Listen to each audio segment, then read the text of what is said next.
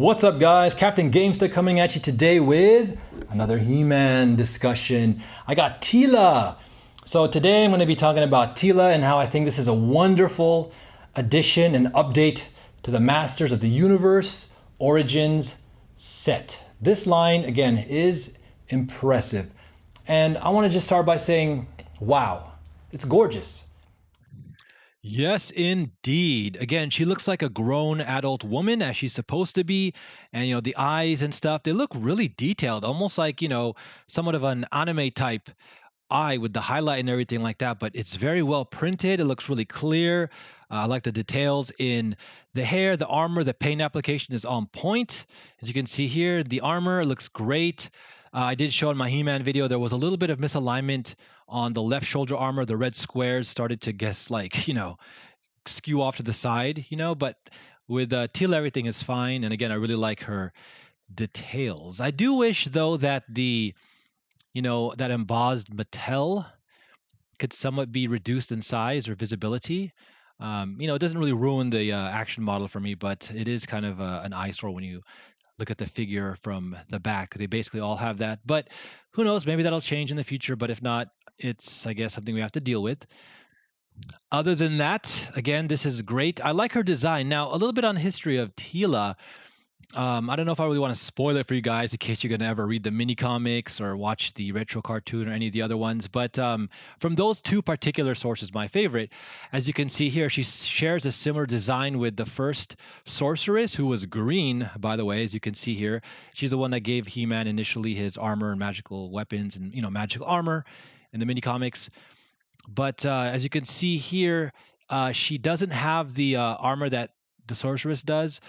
She comes with it. I'm not showing it here because I don't really like her in that snake armor, which is the same color as her shield. And she also comes with the snake staff because, basically that makes her a clone of the sorceress, which, depending on the continuity, there's a reason why that is.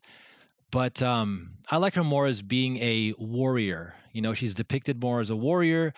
In the mini comic, and of course in the filmation, she doesn't really have the armor so much more, as you can see here like this.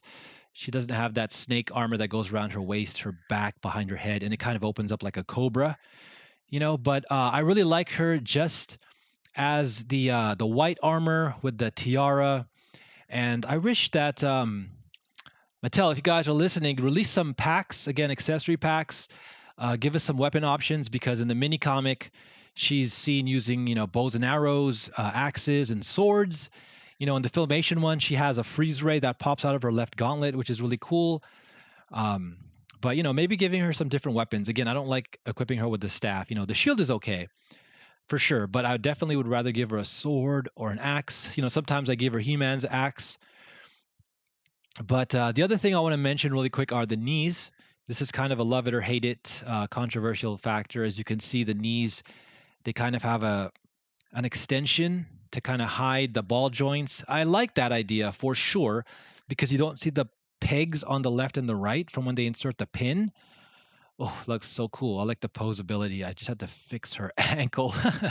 Sorry, Teela, for breaking your ankle temporarily there. But as you can see, it makes her, just like He-Man and the other characters, she can get in these action poses and look more like, she's in battle, defending herself, blocking an attack, or she's about to launch an attack against the enemy. And the knees do a really good job of, again, hiding the ball joint and keeping it looking more smooth. It does look like just the undershadow of the kneecap.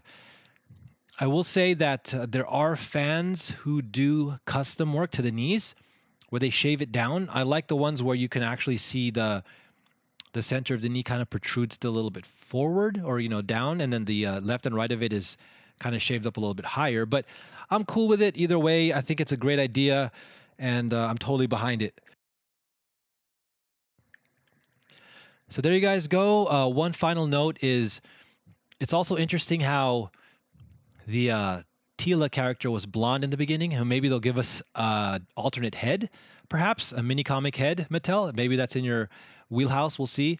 Future plans, because there is a long blonde-haired version of her, but it makes her resemble She-Ra. So I guess in retrospect, you can actually put the She-Ra head on her and make a blonde Teela. Hey, that's kind of a good idea if you want to go that route. But I wonder if they did that to separate. Maybe they had plans to create a She-Ra character and they wanted her to be blonde. And, obviously if Teela was blonde, then they would look identical again, because she would look like the sorceress. And then with her white armor, she would look like She-Ra. So by giving Teela red hair, they obviously differentiated her. So there she is, Teela. She's a great character. She's strong, independent, smart, supportive. She works great, and she's equal with the rest of the cast. In my eyes, I find her to be, super appealing and interesting, and I hope we can find out more about her. He-Man, be careful!